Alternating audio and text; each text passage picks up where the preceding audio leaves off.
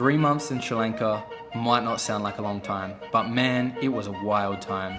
And you'll be surprised at just how much life I crammed into those 90 days. I built a beachside cafe from the ground up, learned to surf, earned my scuba diving license. Scuba diving feels like stepping into another world, like floating in outer space, but underwater. You're weightless, drifting through silence, hovering beside a sunken shipwreck, surrounded by marine life and nothing but blue in every direction. And I competed in a Muay Thai fighting competition with only 10 days training, with no prior experience. Yes, none at all. I started organising my first overseas retreat, saw elephants in the wild, explored ancient jungle medicine, hiked mountain trails, and met people from all over the world. This is my story, and the story of a country that cracked my heart open. Back in January, my mate Damien and I hired some surfboards from a guy named Wayne in Sydney. Wayne was a professional surfer back in the day, travelling the world and ripping up the surf competition. He went on to build and own his own surf resorts all over the world. He also owned a beachfront property in Sri Lanka that had the bones of a cafe, but no life. He needed help, and we said yes. Damien, myself, our friend Kavia, and a couple of hired hands when we could afford them.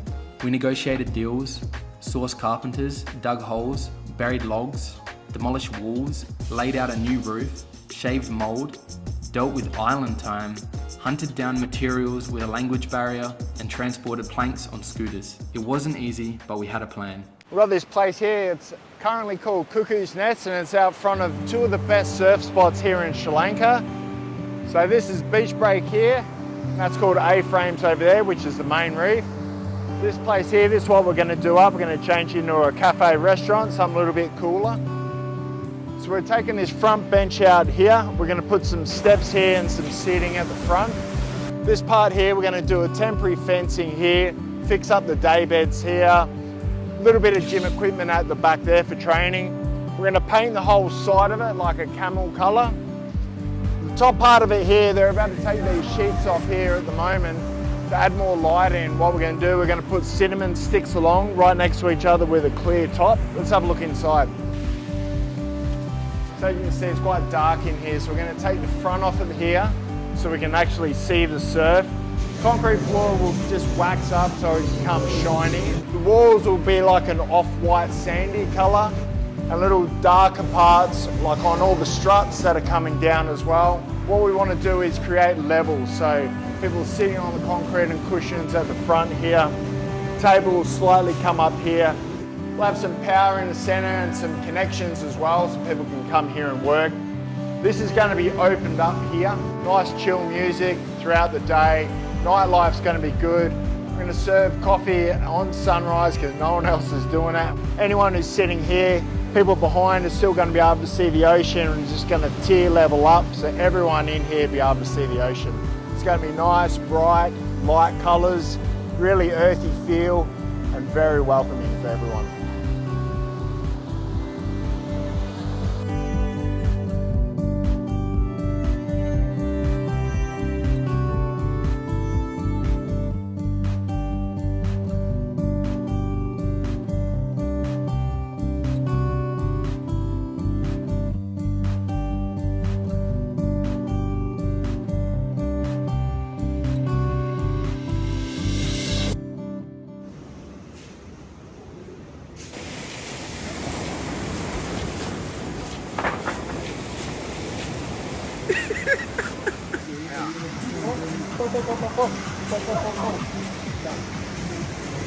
Lay them all out together. Hammer.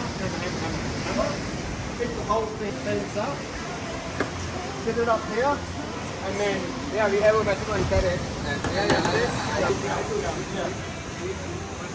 To do like that. I lived in Hikkaduwa, surfing every morning around 6 AM. At first, I couldn't catch a wave on a large foam surfboard, but by the end, I was riding a shortboard, a 6-foot fiberglass. I never caught footage of me catching a wave on this board, but trust me, I did. After surfing, I hit my local, iced Americano, eggs and avo, or a smoothie bowl. Simple, fresh, and full of colour. Food here wasn't dirt cheap like people think. About $20 Australian for a Western meal and drink, or you're looking at about $10 to $15 for a local feed. but it was real food. Everything grown fresh, no preservatives, no imports, no plastic. Even the bananas tasted like raspberries. I'm here with Dylan, owner of the Fruit Cafe in Sri Lanka. Why I decided to do a business here was because I just seen the unique time it is in Sri Lanka at the moment to start a business. It's still quite underdeveloped as far as foreign businesses go, unlike Thailand and Bali. We've got a huge influx of foreigners. That's why I decided here. What I love about Sri Lanka, to be honest, like almost everything. It's such a beautiful, interesting place. I'd like to explain that if Thailand and India had a baby, this is Sri Lanka. You get like the tropical side and the beaches and the surfing and the fresh fruit of Thailand. You kind of get the culture, semi-craziness and unique culture of India. Got myself a nice little fruit cafe here, right in the heart of Ahungamar town, just opposite the ocean over here. Have a quick squeeze if you like.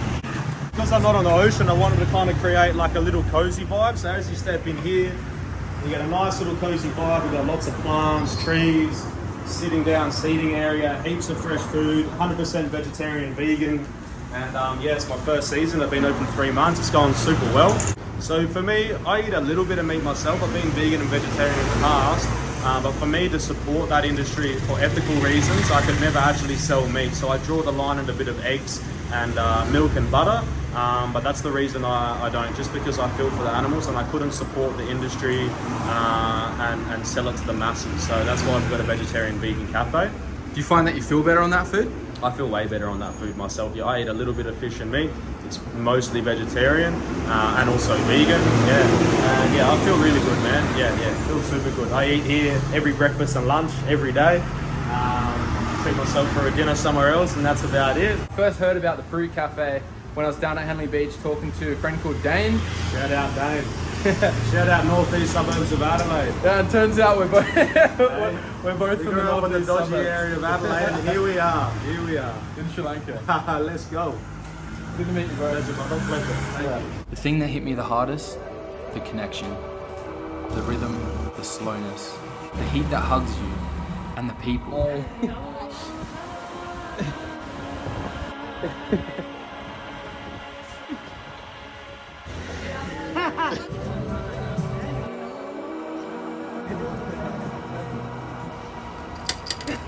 The connection to nature, the animals,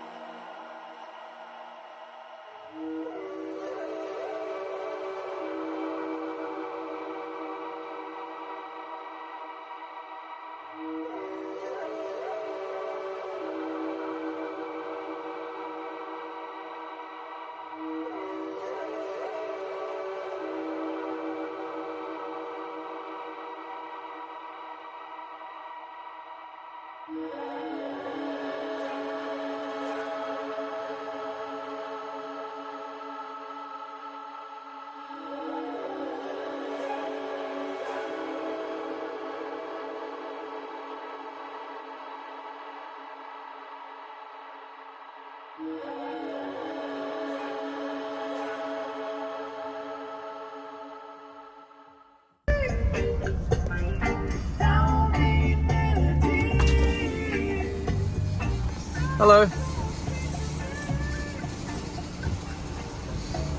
the roaming street cats and dogs. The dogs here catch tuk-tuks, which is like a Sri Lankan version of a taxi.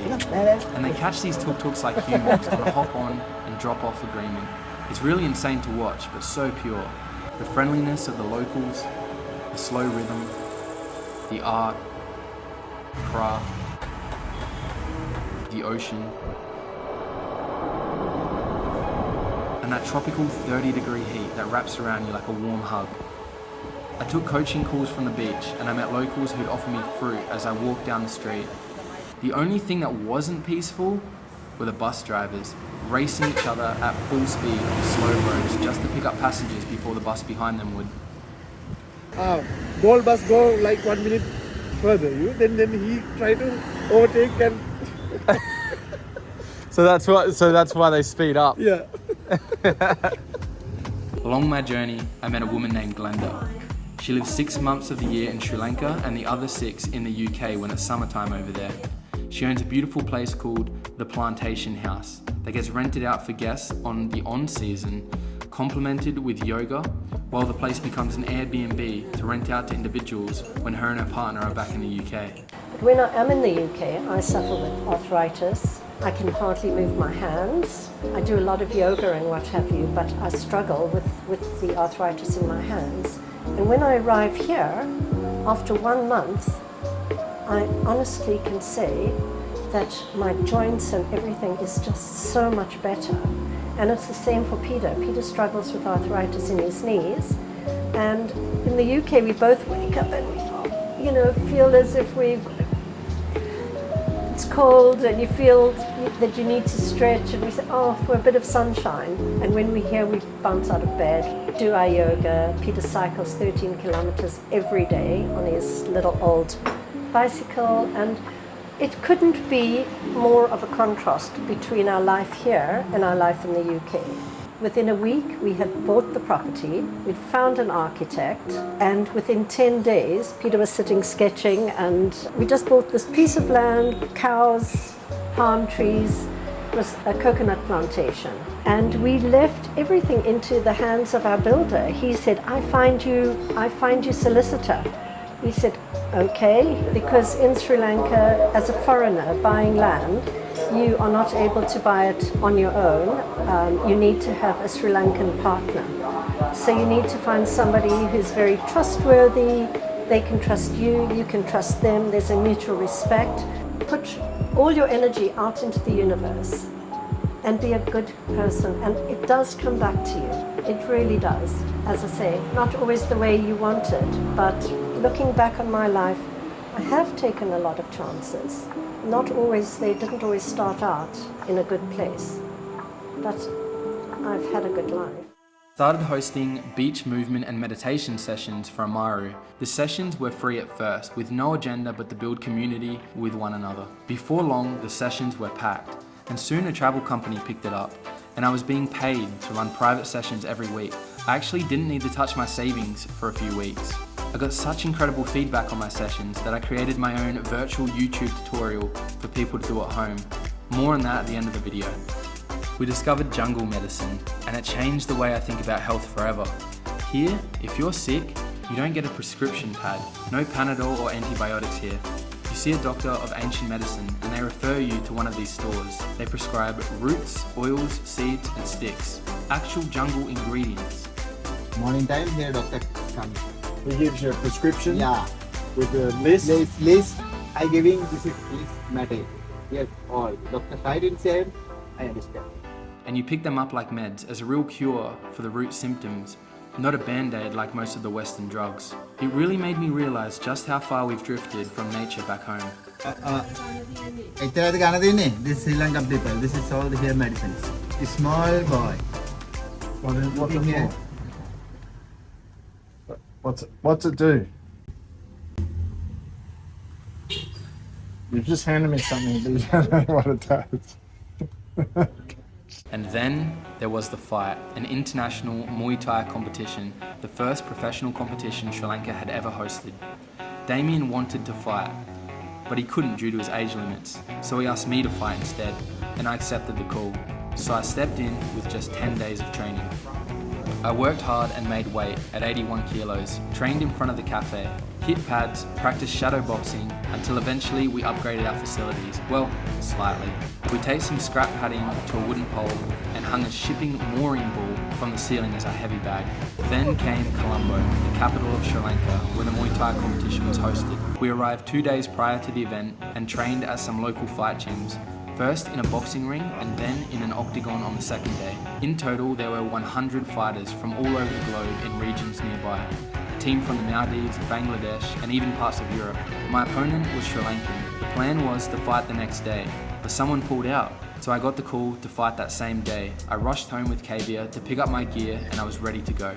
It's an unwavering feeling, facing an opponent that you must knock out. You must hurt him before he hurts you, and the man staring back at you has the same intentions.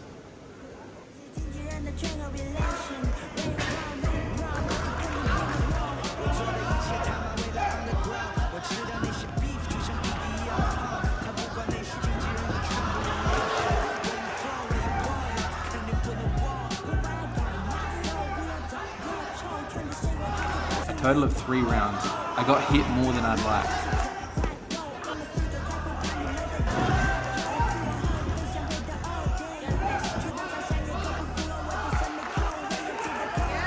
And Damien coached me the entire way.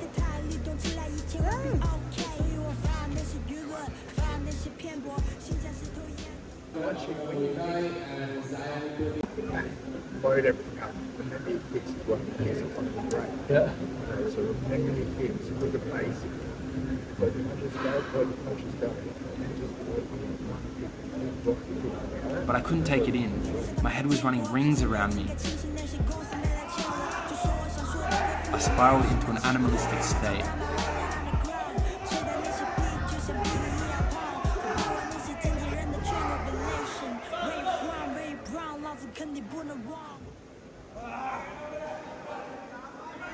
I had blood pouring out of my mouth, but screaming to continue.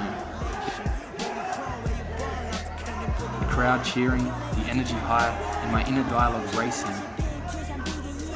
I've never felt so alive.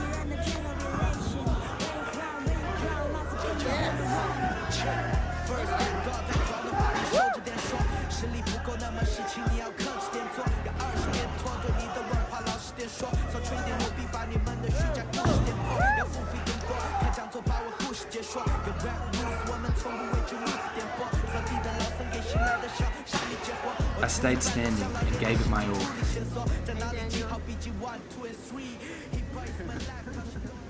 Hole number 9, winner red. I ended up losing by decision, but it was one of the proudest things I've ever done. I can't thank Damien enough for all the growth he's instilled in me. He's helped me become who I am today, not just in the ring, but in life. In the final weeks, I travelled east towards Aragon Bay. That's where I met 2 Aussie legends who were driving a tuk-tuk they'd brought all the way from Colombo, over 1,000 kilometres up the coast. So I met these 2 Aussie dudes, we're going for a surf. They got their own tuk-tuk. They went all the way from Colombo, so yeah, we're just going for a surf. Keen, brother? Look at this fucking influencer.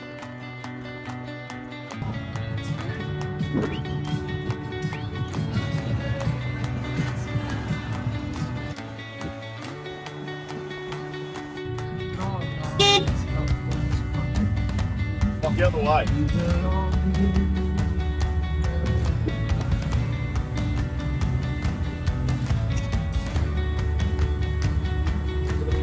We surfed through the day and partied in the afternoon. 2 days later, I travelled up the mountains in Ella. The 2 Aussies were close behind in their tuk-tuk. We saw the 9 Arch Bridge and hiked along the tracks.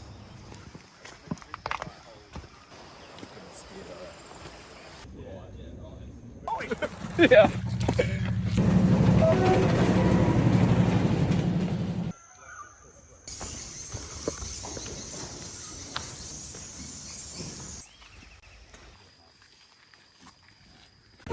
Yo.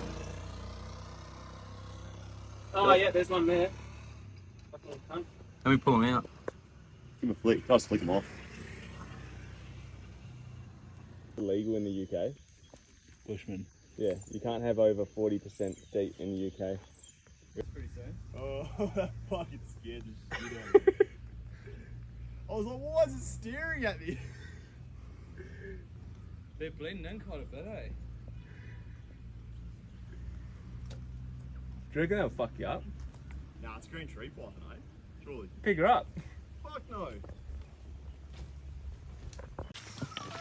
Hey, how you doing? Cool. Like a whole lot. Beedi.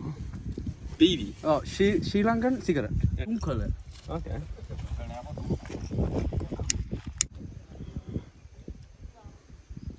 Tastes alright, eh? Yeah.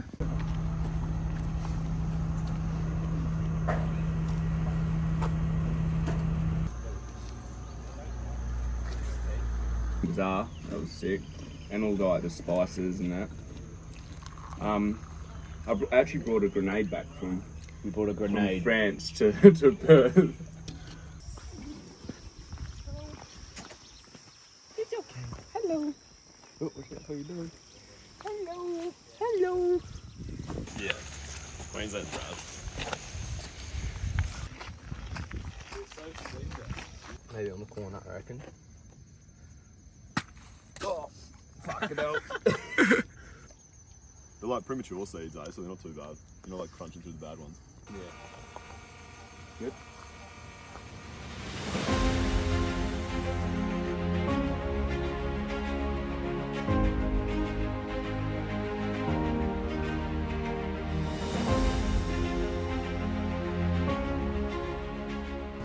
One of my Aussie mates and I tried something a little bit different. A local tradition known as betel nut. It's not actually a nut, but the seed of an areca palm.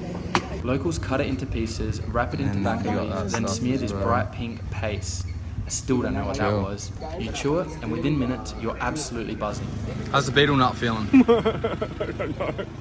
I don't have a clue. Honestly, not something I'd recommend, but it gave me a real insight into the stimulant that's so popular among the locals.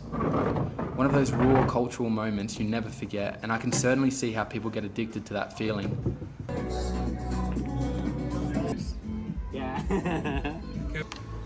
Hey. After 2 days in Ella, I left in the morning to catch the train to Kandy, one of the most beautiful rides of my life. On the train, I met a worker that shared his experience with me. And I'm very proud to say as a Sri Lankan, I have traveled in the Ural from Germany to Netherlands, to Austria, to Belgium and to France on the rail with thousands and thousands of kilometers. I was not very happy, I was disappointed. And I've been told that Sri Lanka in the whole world, the most scenic, the most wonderful scenic beauty.